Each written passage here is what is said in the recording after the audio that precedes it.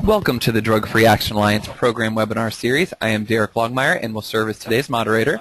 Due to the quantity of callers, all attendees will be muted throughout the webinar. However, we do want your feedback, so if you have questions, please enter them into the questions field of your GoToWebinar navigation pane. Technical assistance questions will be answered in the order in which they are received, and program-specific questions will be queued until the question and answer portion of today's session. Should you have technical difficulty during today's webinar, please contact the GoToWebinar helpline at 800-263-6317. They will need the webinar ID to assist you, which is 110-337-057. Again, the helpline number is 800-263-6317, and the webinar ID is 110-337-057. For those of you unfamiliar with Drug-Free Action Alliance, we are a nonprofit organization with specialization in program development focused on strengthening community coalitions and enhancing environmental prevention. Drug-Free Action Alliance is based in Columbus, Ohio, with programming implemented in all 50 states as well as U.S. territories and other countries. For those of you in your community who are unable to join our webinar today, the session will be recorded. Additionally, as a follow-up to today's training, I will send a link to the recorded webinar, the PowerPoint slides, a certificate of attendance, and other related documents that Allison will reference. Today's presenter is Allison Scherer. Allison has worked in the field of alcohol and other drug prevention for over 20 years and has held leadership positions at the international, state, and local levels. Allison serves in the role of Director of Prevention Programs and Services here at Drug-Free Action Alliance. Allison, over to you. Great. Thanks so much, Derek, and good afternoon, everyone. Happy Tuesday. I don't know where you are, but it is an absolutely beautiful day here in Columbus, Ohio, and it's a good day to talk about the changing role of the prevention professional. We've been noticing here at Drug-Free Action Alliance for quite a few years some changing dynamics in the field, and while we really specialize most in environmental prevention and community-based work, we know a great deal of the field is really committed to making change with young people, and particularly through the schools. So we're always keeping our eye on that, looking at how we can support that work. And I want us to just not think real specifically right now about an actual classroom or a student and what's the best prevention practice in that moment. That's really not what this webinar is about. This webinar is about going up, as I say always, in the hot air balloon, and we're going to go up and take a big view and kind of do a State of the Union address, in a sense, of what's some current dynamics in the prevention field, what are the implications of it to our workforce development, and really to us as prevention professionals, whether we work in an agency, a school, or a coalition, or in another setting. If we are working to make change with youth, schools are certainly still where they gather, but the way in which that gets done is changing. And we want to look at some of those dynamics, and then have you take a look at setting some personal goals for your own professional development. So that's really the intent of this webinar today. So let's just start by making sure we're all on the same page about what is prevention. And I don't know if Derek mentioned it, but I want to underline it in case the questions start coming up. You will be getting a PDF copy of this PowerPoint slide presentation, and you will also be getting 2 more handouts I'm going to show you and talk about. So those will come with your certificate, usually by about the end of the week, if not then early next week, when we also have the link to the recorded webinar ready. So just wanted to preempt any of those questions. Know that you are going to get these slides in a PowerPoint handout. So as we look at the definition of prevention, a couple key things here that's in this definition from SAMHSA, the Substance Abuse Mental Health Services Administration, is, of course, prevention services are delivered prior to the onset of any given problem or disorder. And prevention are really strategies intended to reduce the risk of developing those problems, right? Not just reduce the problem, reduce the risk of ever developing those problems. So it really is primary before things happen. And when we look at those behavioral health problems, that's also been defined by SAMHSA, includes a wide range of things beyond even substance abuse, many of which also certainly can interact with or co-occur with substance abuse. and can even be risk factors also for substance abuse. So a lot of these behavioral health problems are certainly interrelated. The main thing we want to look at, since we're talking school-based prevention today, is that prevention is more than just education. And hopefully you are all familiar as prevention professionals with the CSAP, the Center for Substance Abuse Prevention, 6 prevention strategies. They're all listed there. Just a quick summary: information dissemination. What really differentiates that from the others is that it's one way. So whenever you put out a billboard, or even if you're doing a health fair, because you're not probably doing much interactive skill-based education, which is education, service number 2, which is two-way but also interactive. So health fairs, billboards, public awareness campaigns, PSAs, that kind of piece, that those are all information dissemination. Education, though, is two-way and is interactive with a skill component.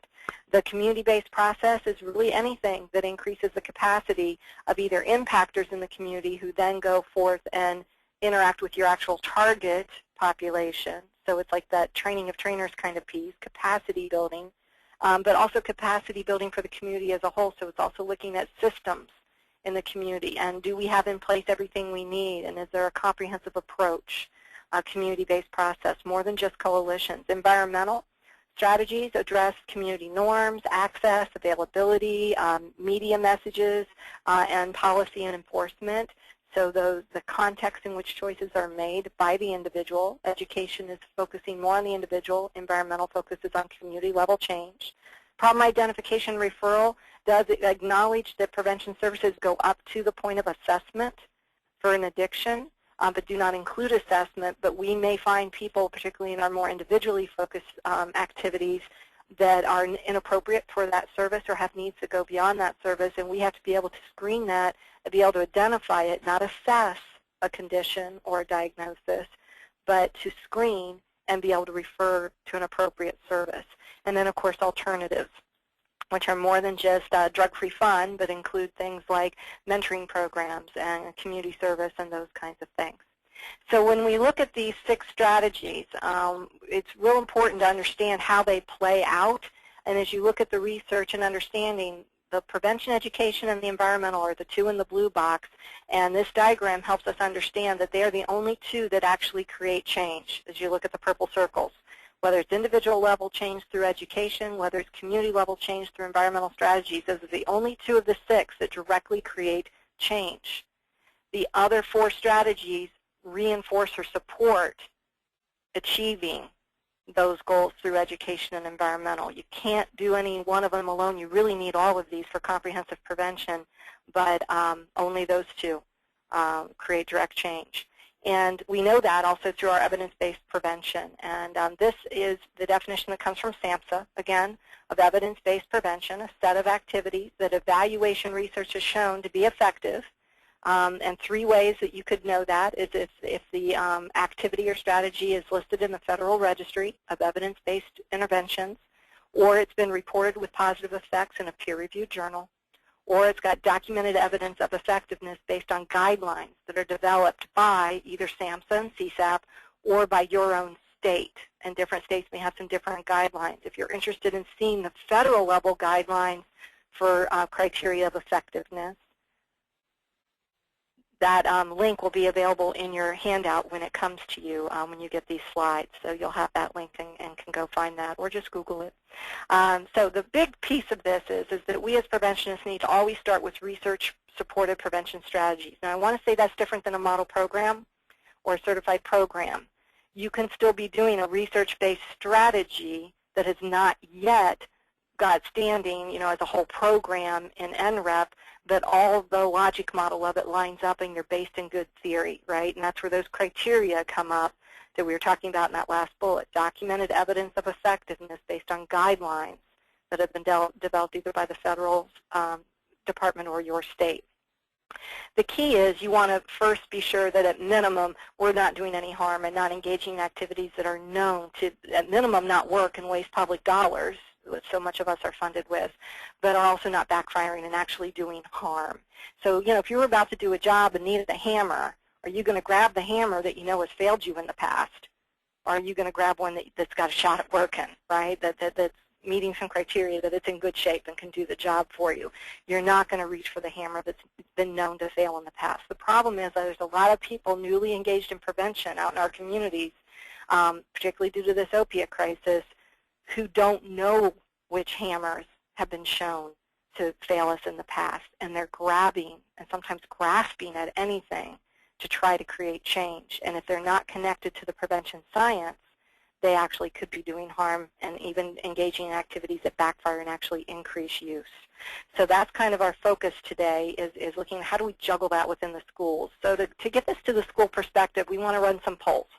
So you're going to see a question pop up on your screen, and let's go ahead and take our first poll.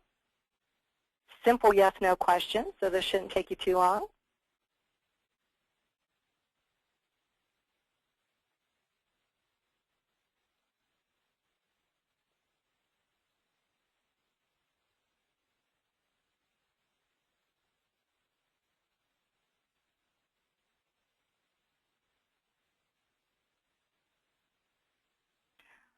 All right, I know not everyone had a chance to answer that, but want to share the results with you. We had a vast majority of about 90% of you had time for that. About 71%, three-fourths of you almost, are saying yes, that you are experiencing some resistance from school. So I want to try to look at where is that coming from. So let's do another slide, and where is that resistance most often the strongest? Where do you get it from?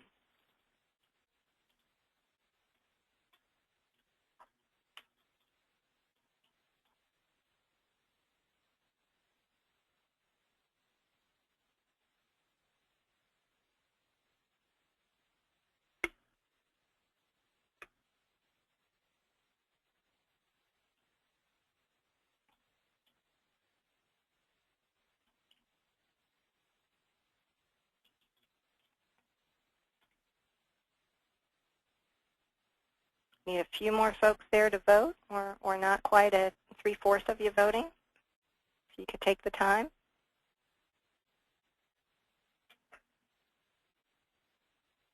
There we go. We got a bump. All right, let's take a look at these results. Looks like it's a little bit mixed, but with the majority of the resistance seeming to come from the principals in most of your experiences, next with teachers, and the least with superintendents. Now, that could be for a couple reasons. That sometimes a prevention worker, whether you're community-based or even within the schools, you may not have as much opportunity to interact with the superintendent. For a lot of districts, another reason for this might be is that the superintendents in the district invest that authority for what additional things outside the typical curriculum are in the schools, and they invest that with the principals. So it would make sense that may be where it comes from. Sometimes the resistance with teachers is because they have become enamored, might be one word, or another word just could be just really strongly connected with something that they've been doing for a while, and they may not have background in prevention or prevention science, but they may have a hard time letting go of something because they feel like it works. And so we've got to be able to meet them where they're at. Sometimes it's just that they don't have a whole lot of time, and something came across their desk and it looked good, and it may have even been free, and it met a need for them, and so they went with it. But they just didn't know what they didn't know, and they don't necessarily hear easily that something they've already invested time in is either not effective or could even backfire. So certainly we can see this resistance coming from lots of places. We found the experience here with a lot of our coalitions and providers we work with is that principals tend to be a key piece of this puzzle. And so that's why we've created a training for school administrators that we'll talk a little bit more about in just a minute.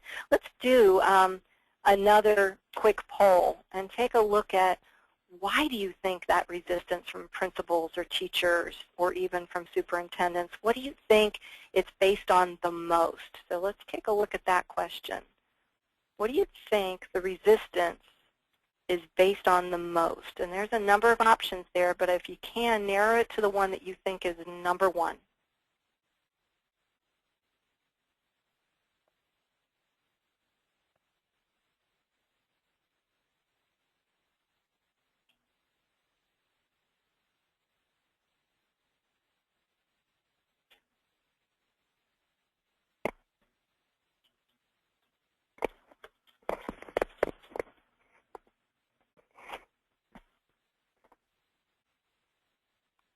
Okay, it looks like most of you have voted.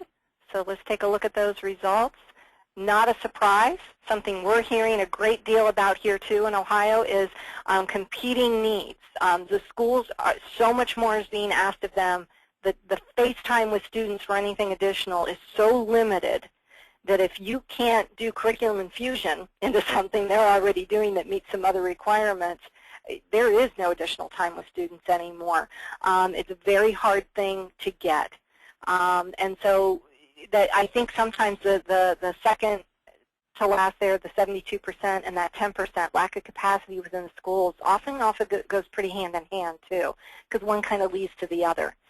People are so tied up with all these other competing needs. So we've got to acknowledge that. That's a cultural competency issue. When it comes to systems, systems have their own culture too. And we need to be respectful and understanding of other demands that they have, but also be able to really meet them where they're at, but help demonstrate for them how prevention helps them meet those other goals.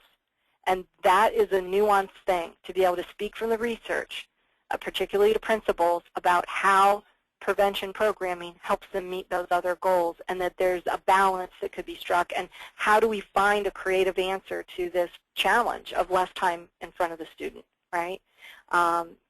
Because the old traditional, 10-week program may not be realistic anymore.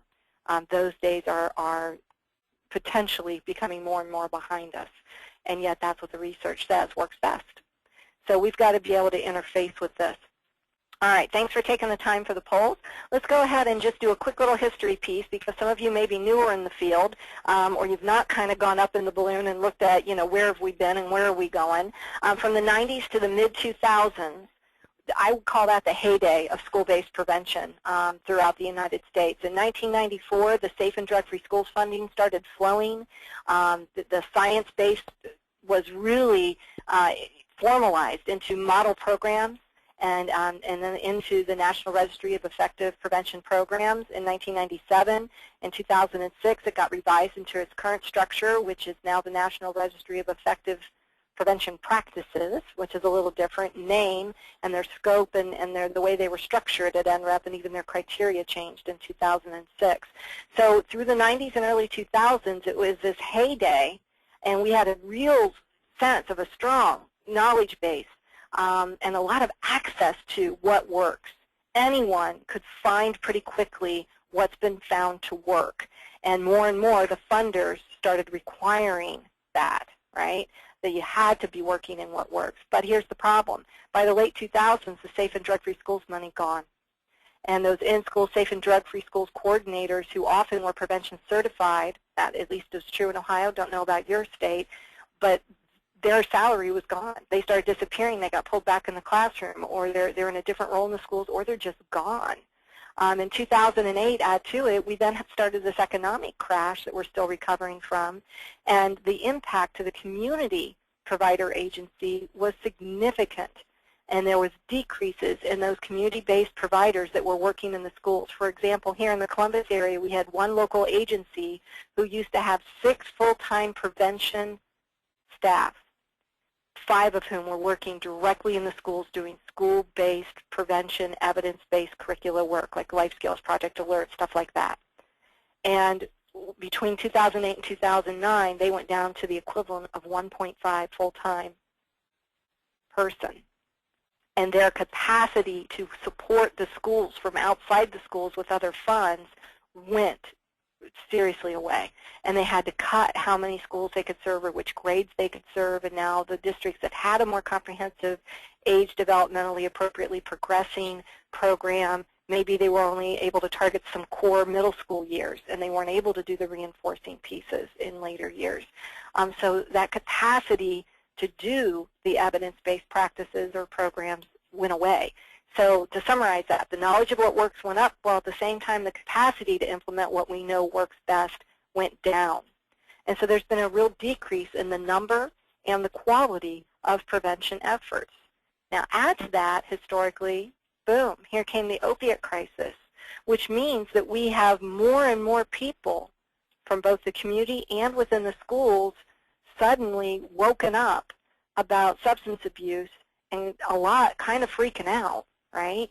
and they're more engaged in this, and with really good intentions, they start scrambling to put anything in or add something in that they can do, and doing that at the schools with the kids. And the problem is they don't know what they don't know. They're not prevention specialists tied into the prevention science. So what we started to see and continue to see, unfortunately still today, is more and more of a reemergence of strategies that we've known for a long time in our field just don't work. So let's do another poll and see what strategies you're seeing most often out there in place. And this one you can check all that apply. So any of these that you've seen, what ineffective strategies have you seen reemerge in your community's schools?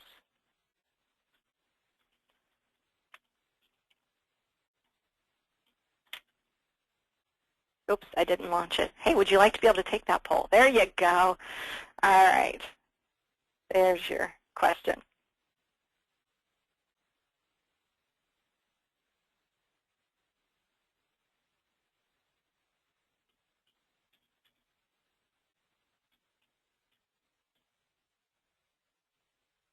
Remember, you can check all that apply.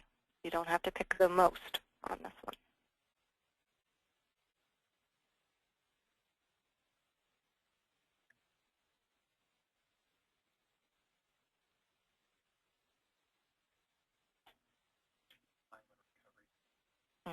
For those not sure, we had a question pop up about a recovery panel, and that would mean that you bring in people who are in recovery to tell their lead story, like they might do at a recovery 12-step group, but they do that in a classroom or in an assembly with students to say, don't do what I did.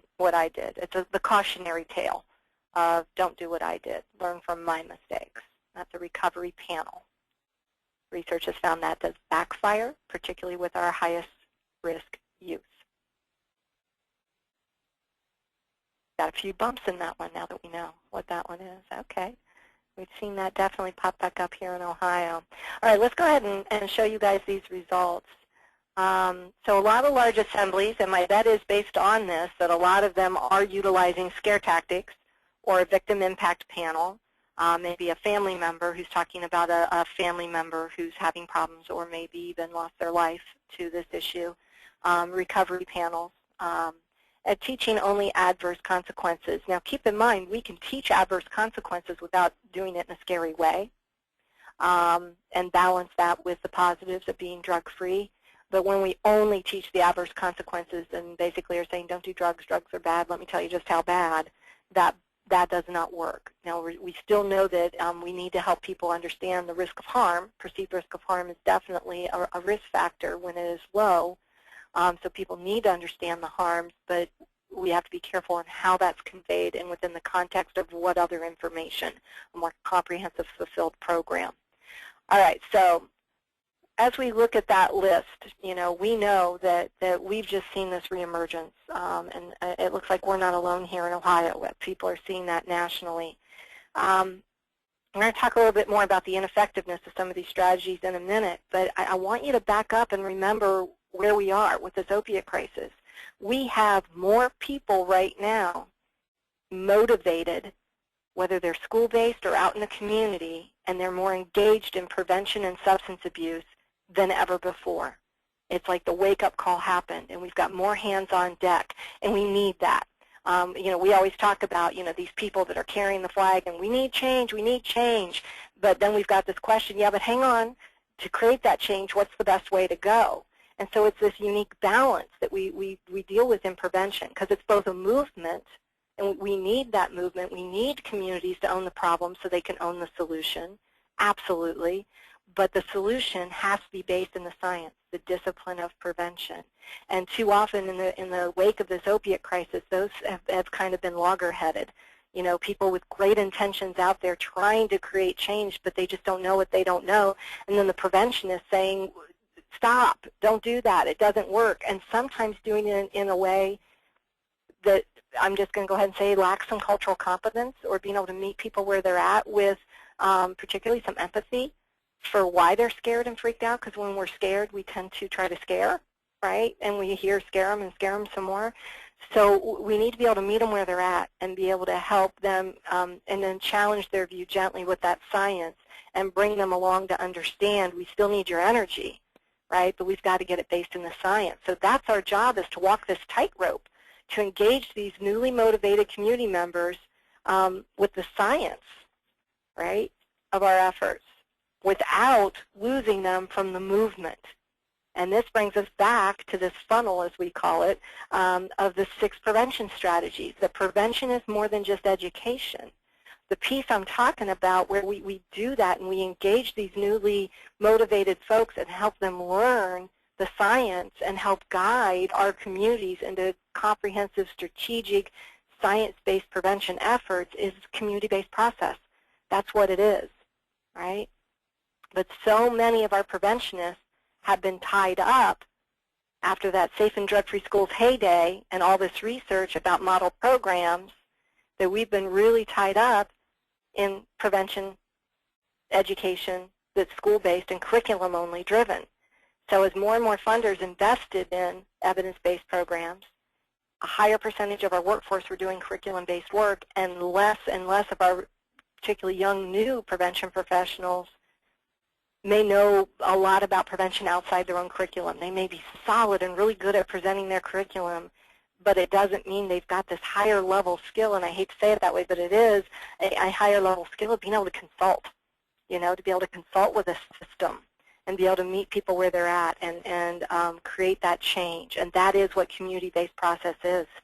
And so we need to be able to spend more of our time here in community-based process, but less of our workforce is equipped to do it. This is a workforce development issue. Whether you're an executive director, whether you're a coalition and looking at capacity building in your community and thinking within your own field of prevention workers, this is an area they need. This is stuff coalition staff and members need. But also as we're looking personally at ourselves, how strong are you in this skill level of community-based process? So let's look at the definition of that strategy for prevention more clearly.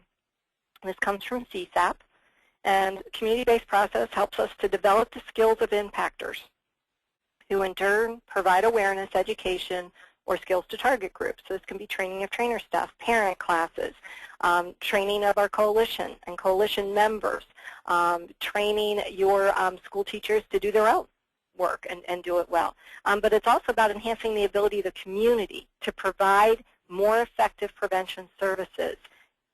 So community-based process is not just what I think by default it started to be looked at more and more, is that's where the coalition work fits. And multi-agency coordination and volunteer training and team building and all those great things in those community or organizational level assessments of need and capacity, town hall meetings, that kind of stuff. Yeah, it all fits there. That's important. But let's not forget that it also means preventionists working as consultants in their community, and particularly these days with the schools. So when we're looking at consulting, what all might be needed, what might we need to be able to do, and I really want you to look at this, maybe even write this list down real quick.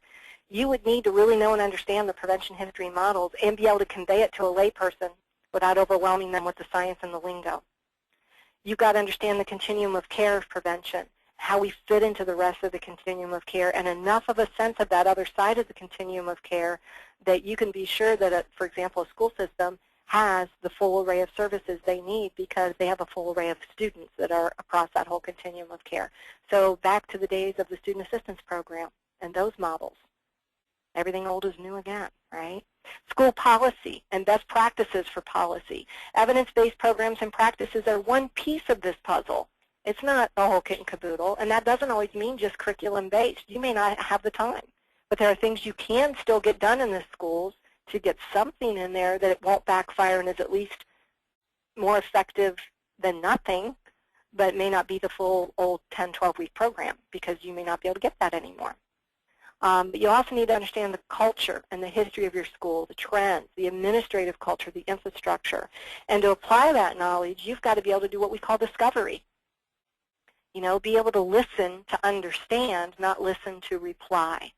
Be able to ask good questions so you can have a deeper understanding of everything at the bottom of the previous piece. What's the school's history, their culture, their trends, the administrative culture, and where's the authority lines, and what are the politics and history? Whose shoes are you walking in? Did they have a bad experience with a prevention provider in the past and they're still feeling burned by it, or by a survey?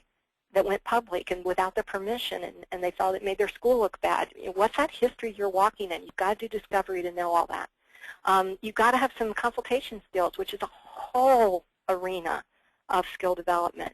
Persuasion, right? Not just persuasion when you're with a target audience trying to convey a prevention message, but to be able to persuade systems and people in authority into valuing and buying in, to prevention. Planning. You've got to understand planning and a continuum of starting small and building the relationship and being in it for the long haul, right? And making a comprehensive change in a system. Troubleshooting, conflict resolution, certainly fund development or fund identification to know where are some sources. If the school can't afford it and the community agency's funding is down, where else do we get something like this done? Is there a unique collaborative that can happen with some other entity in our community, including maybe a for-profit business? What could that look like? So this is, pretty high-level community systems change. The most important piece, well, they're all important, but one of the most important pieces in that first column is you have to know what works and what doesn't work, right? You've got to know where the bad hammers are so that you're not encouraging that or still bringing it up or role modeling, using one of these strategies that's been found not to work, all right? So you've got to know what does not work. I want to give a very, very brief, I'm pointing to a whole lot of research, a summary of a whole lot of research, all right? We did a whole webinar, particularly, for example, just on scare tactics and the fact that the research is very clear that they do not work. And we did that webinar in April. You can find that on our YouTube channel. On our homepage of our website, up in the upper right-hand corner, there's a YouTube icon. You click on that, you'll go right to our YouTube channel. Don't do it right now. Make a note to do it after if you weren't part of that webinar. And we ended up going almost an hour and a half with that one because of the number of questions. And we just stayed on the line and kept taking as many questions as we could. So set aside some time for that. But to just kind of summarize very briefly what was in that, here's some reasons why research has found that scare tactics don't work, research-based. The scare tactics create immediate, yes, reactions, but they're temporary, right? And they do not translate to the moment of choice. So they can swear to God they're never going to use that again or never touch it, but in the moment of choice, the feelings in the moment are what are overwhelming them without that prefrontal cortex development, right? And they don't have the ability to put the brakes on. And it's the feelings in the moment that win the day, right, when they're in the moment of choice. We know that scare tactics can backfire, especially with our high-risk youth. We know that they create a lack of trust in other prevention messages if the scare tactics are exaggerations and they don't match personal experience of either them or other people they know who use. That they can create the impression the drug use is a lot bigger problem than it actually is. So now we're undercutting the social norming research because we're focusing so much on the few that do it. It's adding to fuel to the fire that everybody does it. And we're undercutting a whole other area of prevention that we know is effective, is that social norming piece of everybody's not doing it, and most people actually aren't doing it. Wasting precious resources by engaging in activities that have been known and found time and again to not work, so we're losing time, money, and the very important commodity of our community's attention span. Right? We need to maximize it when they have a wake-up call like opiate has provided for many communities. So as we look at this, cautionary tales and those recovery panels that were also part of that previous poll are also part of that. They're an extension of that same research supports why recovery panels don't work. And there's additional other research specific to recovery panels that have found how they can backfire, especially with our most high-risk youth who may have already been experimenting. But there can be a role for personal stories in prevention. Remember, prevention's both a movement and a discipline. And in that movement piece of prevention, right, hoping that the screen catches up to it, in that movement piece of prevention, those personal stories help engage communities and especially parents, and sometimes are the wake-up call they need. Instead of saying, not in my backyard, they go, ooh, it is in my backyard, and I need to wake up and do more here, right? You can get legislators or community leaders or policy change done through a personal story being told, but not with kids. not directly with kids. It's not a way to work with them. It's an extension of scare tactics. So here's your bumper sticker when it comes to scare tactics, recovery panels, impact panels. Those don't work. We need to prepare them, not scare them, right? And preparing them means something much more involved than a don't do drugs, drugs are bad, and here's how bad, okay? There's a lot more information on this and the research references connected to it in our document, Why Scare Tactics and Drug Prevention Messaging Don't Work. That document was the basis for the April webinar.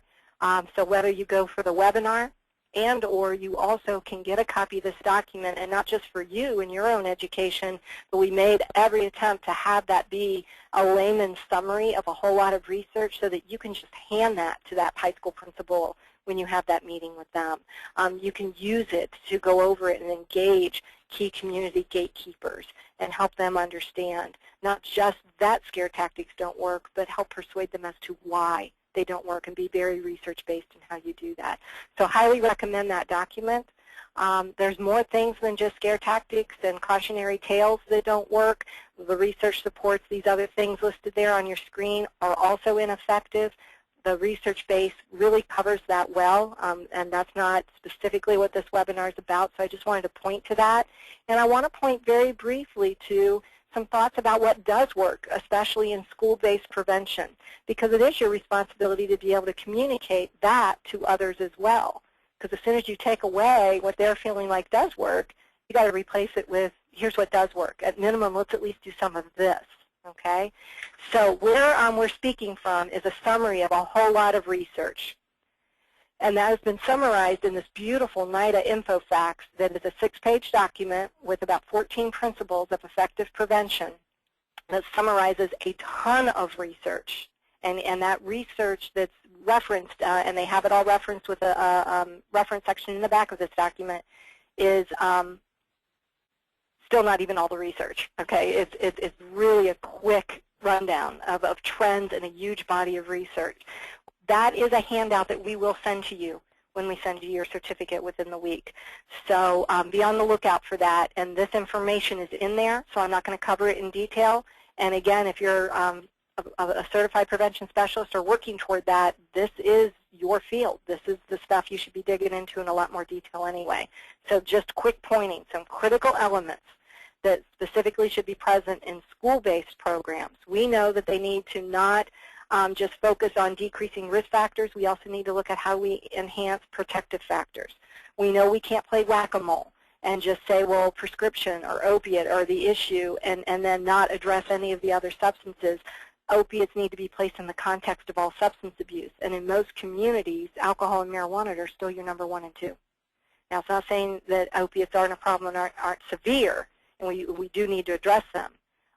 But when it comes to education with students, we need to put them in the context of all substance abuse. We know that school-based programs need to employ interactive methods, right? And not just be didactic, you know, stage on the stage stuff. There needs to be skill development. That's going to require interactive methods. Parents and caregiver component ideally needs to be involved. That has to be administered over the school career and be that age-specific, developmentally appropriate, and culturally sensitive piece that gets reinforced developmentally across the youth development. So it's that just-in-time learning of what they next need, right? That's the ideal. That's the Cadillac. Not every system can have the Cadillac, but we want to get as close to that as we can, right? Because we may not have the capacity for the Cadillac. So some critical areas of effective school-based prevention. I just want to point out some content areas on that normative education that really helps underscore and be persuasively presented that use is not the norm.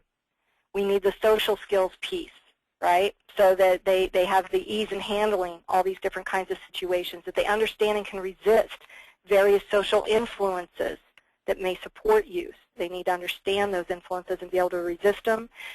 Any kind of strategies that help increase the sense of harm, that increase protective factors, and that help build various refusal skills, right? So let's look at that a little bit more age breakdown and look at elementary, which is going to focus more on social and emotional learning. And I'm not going to hit all of these, but just to point out that social and emotional learning includes things like you see on this bullet, okay? And when it comes to middle and high school, we need to be focusing a lot on the academic and the social competency, which includes all this stuff you see on here. So know that we're going to send you a document that summarizes this and then points to deeper research for your continued research and development. All right. So as you look at finding research-based prevention programs for the schools, NREP is what everyone talks most about, the National Registry of Evidence-Based Programs and Practices.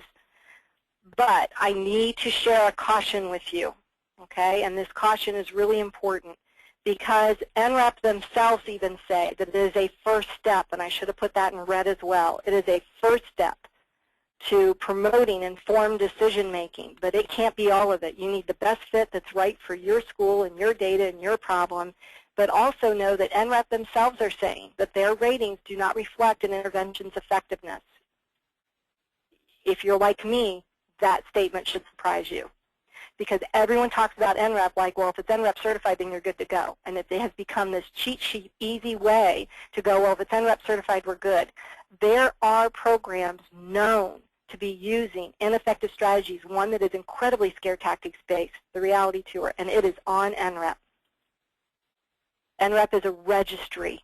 It is not a, and you have to know how to use their ratings. Okay, that's the key. So you've got to be able to marry what you learn from their ratings with your knowledge of the science and your knowledge of your own target population to find that best fit program. So just because it's on NREP does not mean you're good to go. Okay, you have more work to be done. It's a piece of your decision-making puzzle, which means you've got to be thinking about how do I take all this information and embrace my role as a consultant and help gatekeepers, particularly in schools, to screen offers because they're going to get stuff that can do harm. And remember, that is one of our core things. How do we ensure that the schools at minimum are not using strategies that can backfire? They're not using a broken hammer. So here's an example. An area media outlet did a beautiful hour-long public documentary. They gave an hour of airtime to heroin and the killer epidemic, and this was a few years ago, maybe 1 or 2 years ago now. And then they shortened it to an 18-minute version, sent it free to all the schools, and said, you should be showing this in all your classrooms. That news organization does not know prevention science. Unfortunately, they're then sending a free 18-minute video to schools during an opiate epidemic where everyone's freaking out and they feel like they need to address it, but they don't have classroom time to do the full-blown thing. So isn't something better than nothing, and let's just show this video and then talk about it. That video was so full of so many scare tactics. We use it as an example of what not to do. That's how it's so inappropriate for youth. It is so inappropriate. So we created a checklist that takes that 6-page NIDA document you're going to get and gets it even down to 1 page to say, here's some things you can, in layman's terms, start to educate, use to start conversations with your gatekeepers. And though you can't see it on there, but at the bottom of your handout is going to be, here's what doesn't work. At minimum, just don't do scare tactics. Don't do recovery panels, right? And those are listed there. So that's a handout we're going to send you so that you can use it as a checklist. I don't want you to think of it as all or nothing. You're looking at moving the needle and getting steps of improvement. At minimum, let's first just ensure there's a screening process within our schools, in our community, so that they're not using what we know doesn't work and could even backfire. And then how do we start increasing the capacity over time to be doing more and more strategies that meet more and more of the checks versus the X's that are on this list, right, of things not to do. We want more of the green checks in place. So our job as preventionists is to help schools develop a system to screen these options and offers and do some discovery. Go with your school contacts, see what you can find out, see if you need to get into a meeting with some other key players. Is there a system or a team in place that screens these things? Could a team be assembled? How can we ensure there's some prevention expertise? And we'll donate some of our time here from the coalition or from our community prevention agency in case you're not school-based yourself, right, if you're coming from outside in the community. Some other recommended steps is to canvass your schools and look at, you got to know what the data says, and you've got to be able to speak from that data, and that's assuming you can get your hands on that data. Not all schools will share that data. What kind of programs are already happening, and who knows? Has that been canvassed? Can we get a list? Everything from something quick and small that's a one-day thing to something more intensive. and let's get a snapshot of what's already going on, and then apply that checklist handout. How well do they align with those elements of effective programs, right? Then another next step is, as you work from a minimum, making sure that the things that don't work aren't happening, how do you build that relationship and that credibility that you're getting now to be able to say, let's look at how we can help build toward a comprehensive systemic approach. And it's not just for the classroom-based education. What else are we doing to support our drug-free youth already here? And that one's not on the slide, but prevention support groups for kids at risk, but also support for those that are drug-free. Can we get some youth-led prevention? What do our policies look like? And what's our enforcement of those policies for all students or for athletes? Do we have screening and intervention services for kids who are a little further down the pike? Is there a solid referral system? Is there memorandums of understanding set up with that agency for how that works and how it interfaces with school and school policy? How are parents involved in all of this? Is there prevention pieces for parents? Is there some kind of family engagement piece? And just a quick sample approach, and you will find this on NREP. It is a SAMHSA model program, but it's not just a program. It has a curriculum that you can use, but it's also a framework for comprehensive school-based infrastructure for prevention that crosses all those bullets that we just hit on this previous slide. Put them back up here for you. Okay, so Project Success is an example of an approach that's school-based on how to get that done. So as we look at, there's some roles here that coalitions can play. I feel like coalitions are sometimes best suited to decrease barriers and help connect, if they aren't already connected, community prevention provider agencies with the schools, or help negotiate those relationships and making that shift to something more comprehensive. You can help identify resources that can include dollars. It may not just be dollars. Convening cross-sector teams in the community to say, what do we need? How can we get our schools with the goal to increase the number and the quality of prevention strategies that are happening within our schools? Then we have to increase the number and the quality, and it's a continuum. So we start where we meet them where they're at and start moving that needle, right? And coalitions can play such a strong role in that. So I want you to now get ready for some self-reflection, and I want you to think about the changing role of the prevention professional and start with self, all right? So you're going to look in the mirror, and I want you to put yourself next to this list we had up earlier on the knowledge needed to be a prevention consultant working with schools and systems, and the skills that are needed to do that. And as you take note there, I want you to identify at least 3, let's just start with 3, areas where you feel like you need some professional development. So jot down 3 areas that you need professional development. And I'll put this back up, but what we're building toward is I want you to set 3 personal goals with a timeline for your professional development to build the skills and knowledge needed to consult with the schools.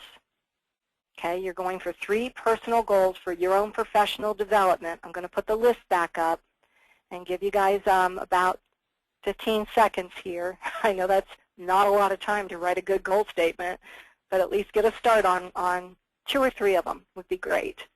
And in a minute we're going to share some through the chat box. So get ready to type at least one of them in for yourself. Let's just do 1 per person, and we'll read a few of them out. All right, so know that I'm going to be turning this over to Derek here in a minute. As some of those goals start coming into the chat box, Derek will start to read those out, and then we'll start to wrap up. So and we'll take any questions that also came. So let's start with Derek. If you could share any of the goals that are coming in through the chat. No goals have yet been entered into the chat, so if you could look to your GoToWebinar panel, and in the chat section there's an opportunity to post those. It looks like some goals you will have are some history and models, looking at identifying troubleshooting, school-based best practices, identifying persuasion, looking at your school policies and making sure if they're appropriate or if they're being evenly enforced. Fund development is coming up, fundraising, conflict resolution, Now I'm seeing some for some consultation with your school partners. I see several of those popping up. Planning. I think planning is an important piece. A lot of time we focus so much on the doing but not enough on the planning to get it done. And we see more with funding and looking at the continuum of care and incorporating that into school-based efforts.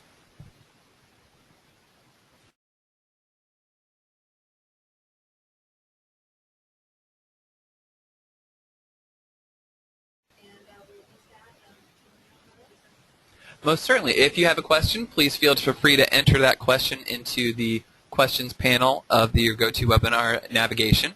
I have a couple questions. The first is related to the community-based process in consulting. And Brenna's question is, do you have any sources other than those that are provided for continuing education in the area of community-based process consulting? There is an excellent book. You know it's old, but not everything old is bad. There's some things that are timeless. You're showing is gray?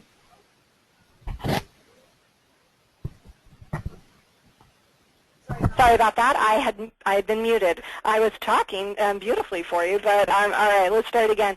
So there is a book that is older, but not everything old is bad. So there's a book that was around when I first started that when community-based process and what we called here in our county was we actually had a paid service called systems change.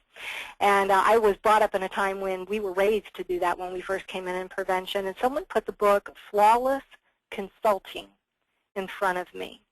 And, you know, I'm going to apologize because I assume it's still in print, and I hope it is, because it is solid. It really looks at what some of you who may also work in the treatment side of the field talk about all the time around behavior change models and unfreezing and you know, building up the new view and then refreezing. But it frames that kind of process in the consulting role. That has been an incredible resource for me in the past, so I would recommend that book, which I believe Derek is already Googling for y'all to see if it's still out there. Flawless Consulting?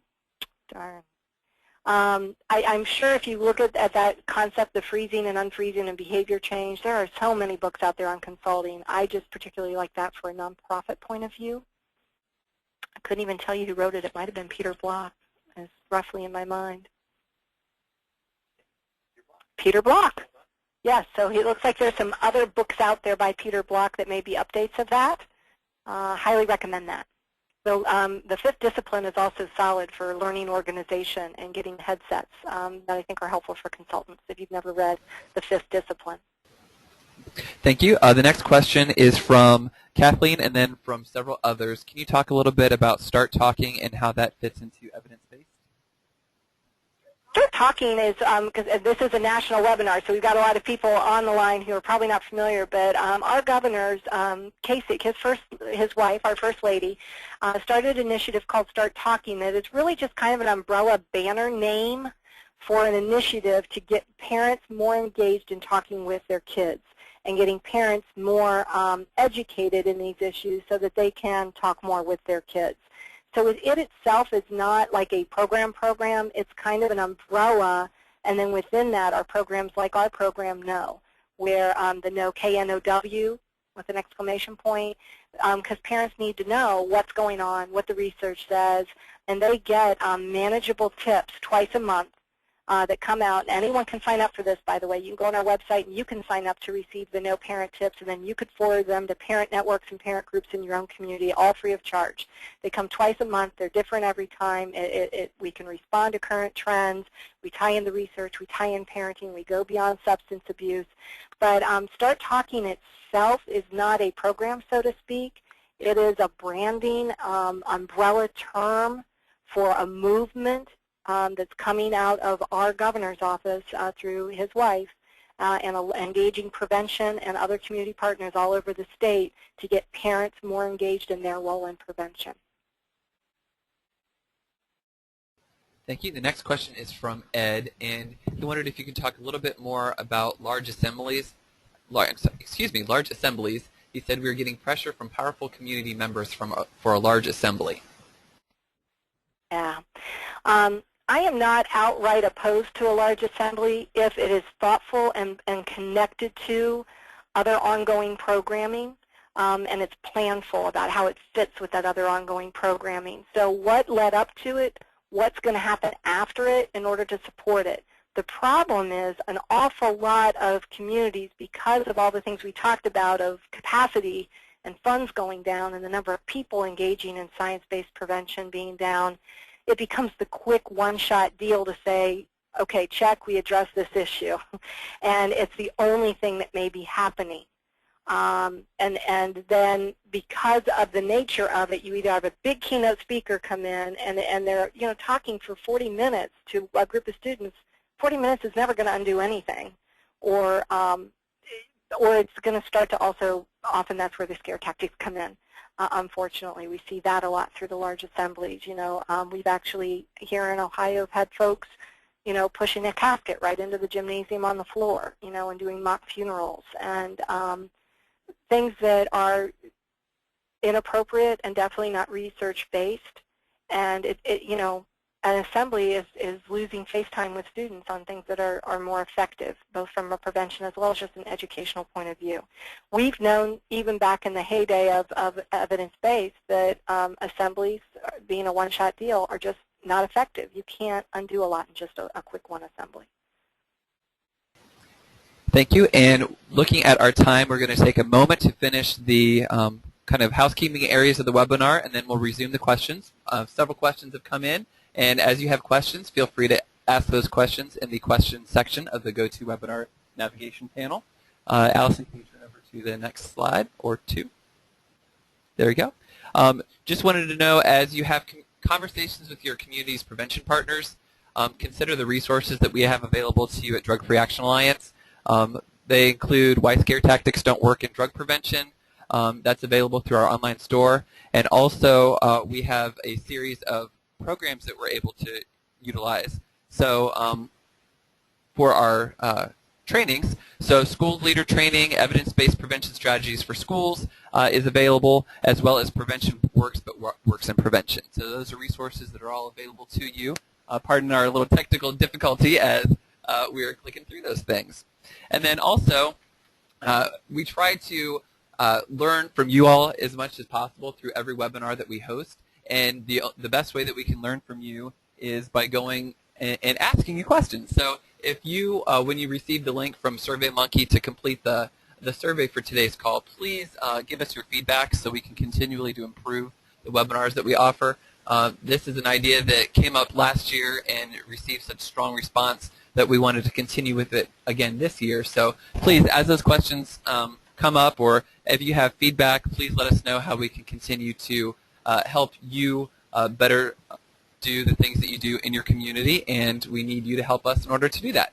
Also, our next prevention webinar is Making the Case for Coalitions. The date of that is October 16th, and all of our prevention webinars will be from 1 to 2 p.m. Eastern Time. So if you're in different time zones, I know that can be confusing for some folks, so we try to keep it consistent for everybody. So whatever that time may be for you, it'll be 1 to 2 o'clock for us. And the cost is always free for our prevention webinars, so be sure to register for those, and you can do that right from our calendar at drugfreeactionalliance.org. And if you have questions that we're not able to cover today, please feel free to contact Allison here at Drug Free Action Alliance. You can reach her at 614-540-9985 or ashare at drugfreeactionalliance.org. And as a reminder, we will be sending out a copy of the recording for today, as well as the PowerPoint presentation, the handouts that Allison had referenced, and a certificate of attendance. So that will be all in your inbox. It takes our IT people a little while to get the webinar converted to YouTube, but we'll get that out to you as soon as possible, definitely by Friday. So we will go back to questions, and if you have additional questions, again, please feel free to ask those, and we'll try to get to as many as we can. Allison, this question is from Lydia, and she says, lately there's a good deal of discussion about wellness prevention, but in this particular presentation, I didn't really hear any information about it. She thinks that prevention needs to be broader and to adopt a true wellness model. You did touch on the socio-emotional piece, with the elementary population, but how does this play out with the general population? SAMPS has definitely gone in that direction.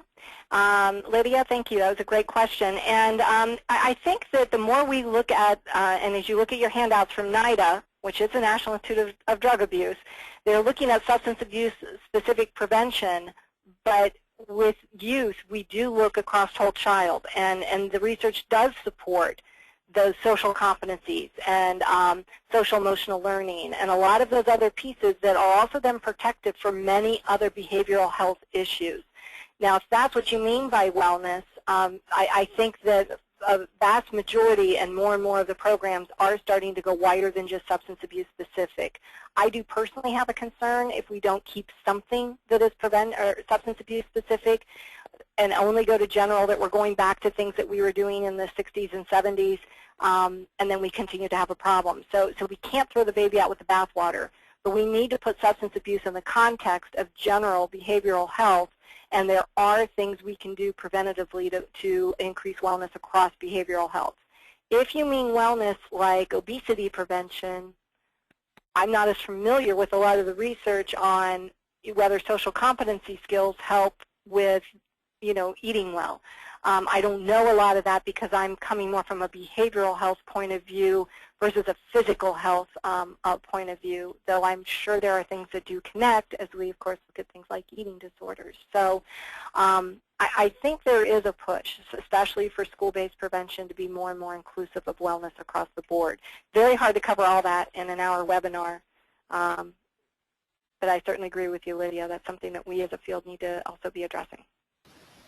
Thank you. And a question from Alicia is, can you say the name of the second book you referenced? And that book was Flawless Consulting by Peter Block, and it is available on Amazon.com for around $40. Oh, I'm sorry, and there was a second book. Which is called The Fifth Discipline. It's a doorstop. It's a big one, but it is a solid book on organizational development. And anything in that book is going to help anyone and any agency also be a good consultant.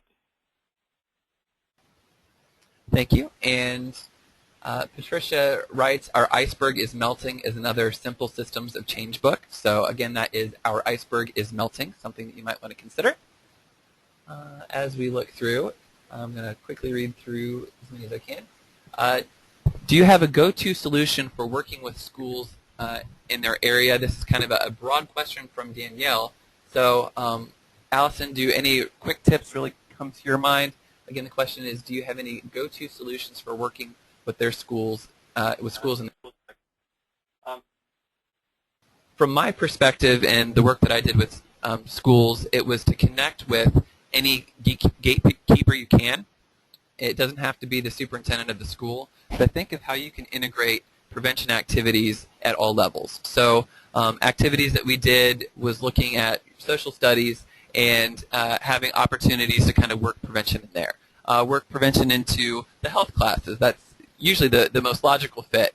One of the strategies that came from a community in Southwest Ohio was related to our Parents Who Host Lose the Most Don't Be a Party to Teenage Drinking message, and that was to work with either English or social studies teachers to provide information about the underage drinking laws within their community, have the student go home and interview their parent about that, and get feedback on from the parents. So that really made for a parent and student interaction around the underage drinking laws very parent-focused, but it could be in a context of social studies or in the context of English. So you don't have to always go with that top-down approach. There's opportunities for infusing prevention at all levels. And to add to that, I mean, what Derek's talking about is in short form, curriculum infusion, which with short time in front of students, face time, I think curriculum infusion is a great answer. But from and not knowing everything you were trying to ask in that very open question, I think the relationship building is a big piece of this consultant role. And one of the first things we do as preventionists is often come in talking, and we need to go in listening. And again, listening to understand is different than listening to reply and try to get them where we want them to go. You got to back way up and be listening to understand and give them an opportunity. And sometimes schools need to unload a little about they feel like everyone in the community is asking them to be everything, and they just can't do it all. And sometimes they just need to be heard.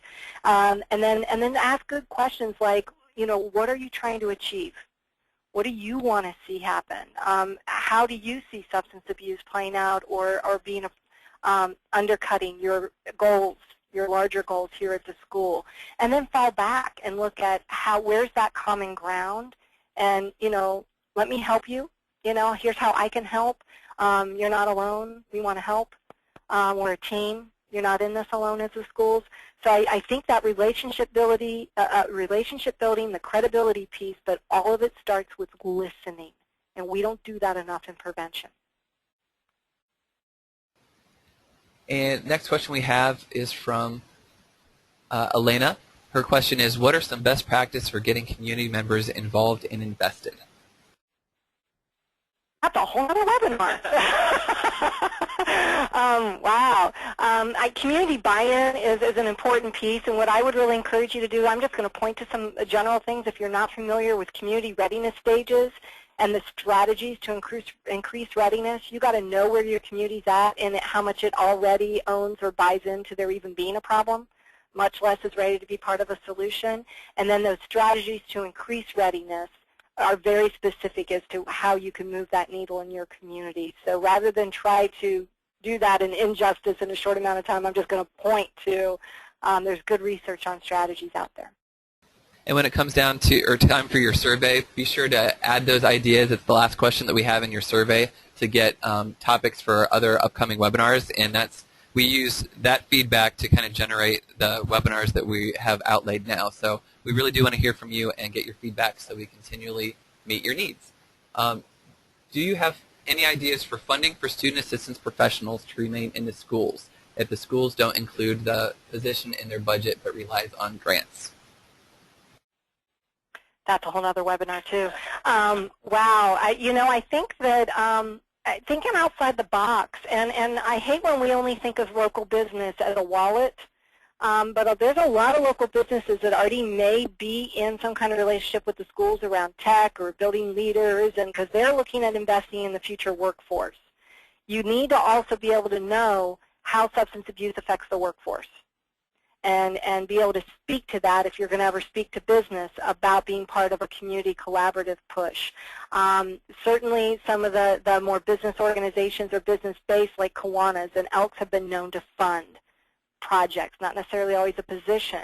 Finding those non-traditional funding sources through foundations I think is important. So, and that's a consulting piece, is getting above our traditional ways of looking at funding and really looking at out-of-the-box thinking around collaborative partnerships in our community, because it serves the community goal of having capable young people ready to contribute and that are free of substances. So that if the community can buy into that, the community ought to be able to support the school-based. And that's why coalitions are, I think, a big important piece of this puzzle we're talking about today.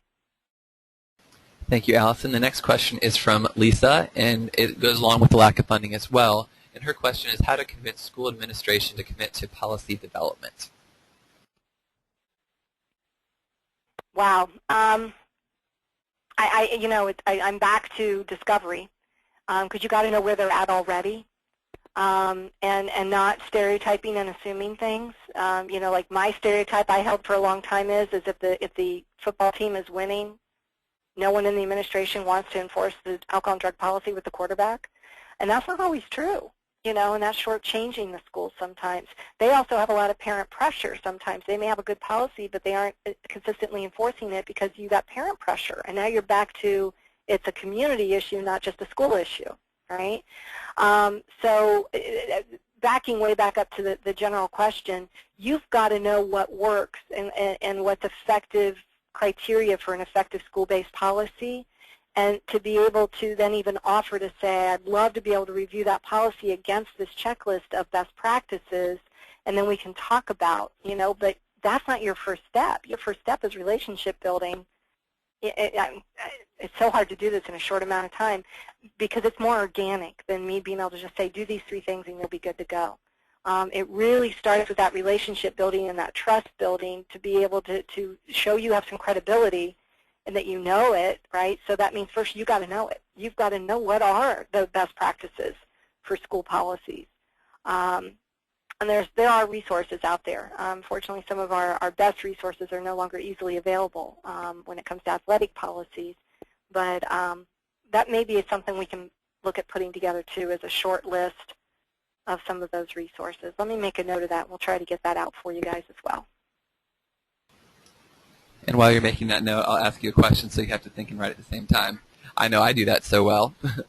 This question comes from Beverly Jean, and her question is, should other prevention, i.e. violence, early sexual involvement, gambling, etc., be included in ATOD prevention programs offered to schools simultaneously?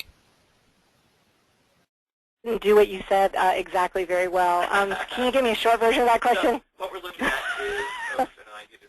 is what we're looking at is looking at ATOD issues and should they be included in conjunction with gambling, sexual assault, etc. Yes. Again, comprehensive prevention, behavioral health is a pie. You don't want to just slice off one piece of that pie when the filling is kind of, the same throughout.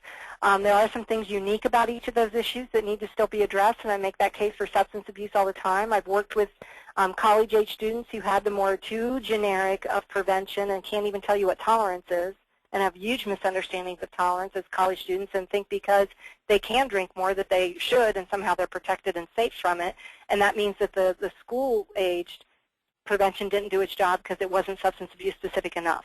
So again, you've got to keep enough specificity for each of those issues to still be effective for it, but be addressing the common risk and protective factors that they share through more wellness-oriented programming.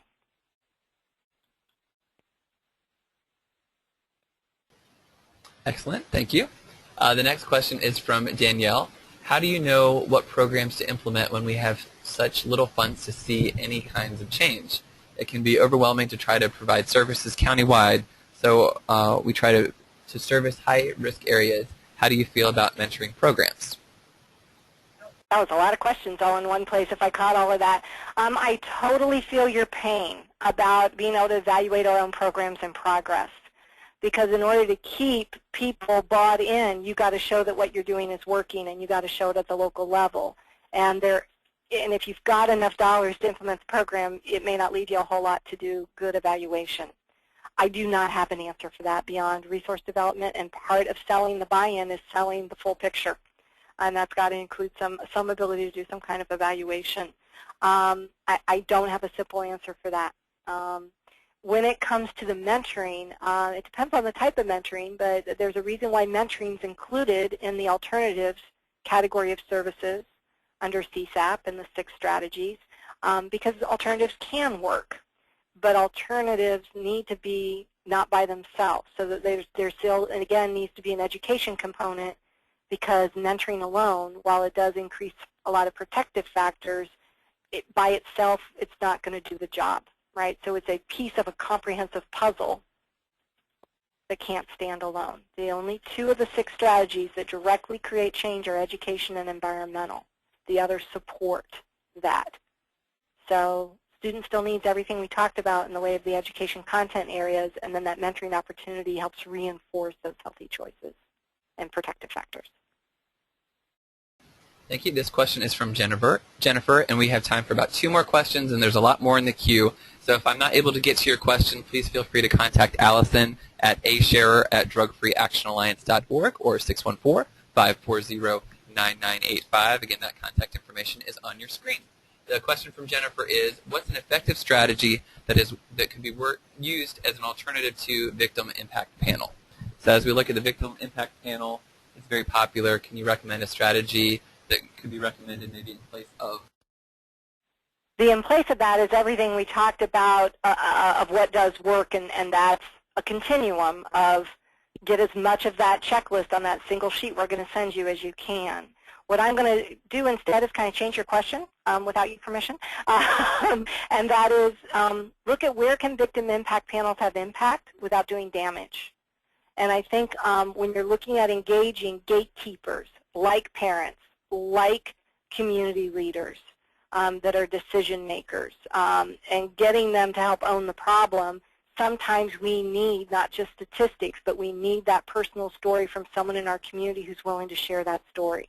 Now, this again can be a whole other webinar. Are they ready to share their story? If it was a very intense story that may include a loss, they may not be ready to tell their story, and to tell their story in a way, in a short way, that's not overly emotional and not good for them or the audience, and that meets the goals that you're trying to meet. So that's a whole other piece of working with those folks to have them tell their stories in a way that's meaningful and meets goals and services them, and not just the group. So sorry for the shift on that, but otherwise I'd point you back to everything else we said in the webinar. Thank you. And the last question that we have time for today is from Kesha, but she doesn't have a dollar sign, so it's not that Kesha, although I understand that Kesha has dropped her dollar sign anyway. But Kesha's question is, I heard, and this is related to ethics, so you're asking the right person because she also teaches the 6-hour ethics course, she being Allison. I heard some other professionals, prevention professionals state their opinion that it is unethical to take a curriculum that may be 10 sessions and only do 3 or 4 sessions of it. Due to the time constraints that we often face, and if the school clearly understands the issue around validity of the program that may be affected, is it something that is unethical to do? Okay. Technically, when you use the term ethics, you're speaking about an actual code of ethics. We had someone who used to teach ethics here in Ohio who used to call her course, is it illegal, unethical, or just plain stupid? So I think that the piece that you're asking falls between unethical and maybe not competent or good to do. It becomes this question of who is your audience, what are you trying to achieve, what is that curriculum, and what does that curriculum said about fidelity to that curriculum. I think we swing the term unethical around a little too much. It may not be a violation of your code of ethics, but it doesn't mean that it is an effective thing to do. And, you know, is it unethical to do things that we know don't work, right? So if you were doing something that you knew didn't work, or that you had taken that curriculum and stolen from it and violated their copyright law or the integrity of their intellectual property, that would be a violation of your code of ethics. So it really depends on that curriculum designer and how they've copyrighted that work and how they've put it out there to say, can it be compromised, can you pull from it or not. There could be an ethics issue there if you're violating the copyright or the intellectual property rules that came from that agreement when you got trained in or given a copy of that curriculum. That might be the ethical issue. And then I would just add to that, when in doubt, always consult with the developers. If you have limited time constraints, then they might have resources or at least suggestions as to areas to focus on within that curriculum that might be appropriate, that won't get to the full scope of what the entire session is designed to do, but might be able to meet to some subset of needs. That is all the time that we have for today. Again, if you have questions, feel free to contact Allison, or you can contact any of our Drug-Free Action Alliance staff here. We thank you so much for taking the time to share an hour and 18 minutes of your day with us. Hopefully this has been beneficial to you. As a reminder, I will send the copy of the recording along with the PowerPoint presentation, supplemental handouts that Allison referenced in your certificate of attendance by Friday. So expect that be in your inbox by Friday. And if there's anything else you need, please let us know. We'll hope you can join us next month when we look to our next webinar, and thank you again for joining us today. Have a great afternoon.